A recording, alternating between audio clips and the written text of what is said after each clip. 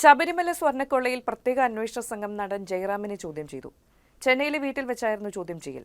ശബരിമലയിൽ വെച്ചാണ് കേസിലെ മുഖ്യപ്രതി ഉണ്ണികൃഷ്ണൻ പോറ്റിയുമായുള്ള ബന്ധം തുടങ്ങുന്നതെന്ന് ജയറാം വ്യക്തമാക്കി. പോറ്റി നിരവധി തവണ പൂജകൾക്കായി തന്റെ വീട്ടിലെത്തിയിട്ടുണ്ടെന്ന് നടന്റെ മൊഴിയിലുണ്ട്. പോറ്റിയുടെ സാമ്പത്തിക ഇടപാടോ തട്ടിപ്പോ അറിയില്ലായിരുന്നുവെന്നും ജയറാം അന്വേഷണ സംഘത്തോട് പറഞ്ഞു.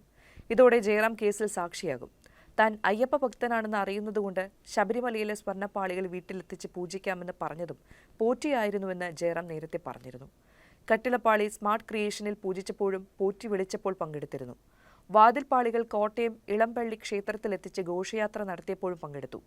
പൂജാ വിശ്വാസമല്ലാതെ യാതൊരു ബന്ധവുമില്ലെന്നാണ് ജയറാം വ്യക്തമാക്കിയത്. അതേസമയം ശബരിമലയിലെ ദ്വാരപാലക ശില്പത്തിൽ നിന്ന് സ്വർണം അപഹരിച്ച കേസിൽ അറസ്റ്റിലായിരുന്ന മുൻ അഡ്മിനിസ്ട്രേറ്റീവ് ഓഫീസർ എസ് ശ്രീകുമാറിന് ഇന്നലെ ജാമ്യം അനുവദിച്ചു. അറസ്റ്റിലായ 43-ാം ദിവസമാണ് 6-ാം പ്രതിയായ ശ്രീകുമാറിന് കൊല്ലം വിജിലൻസ് കോടതി ജഡ്ജി ഡോക്ടർ CS മോഹിത് ഉപാധികളോട് ജാമ്യം അനുവദിച്ചത്.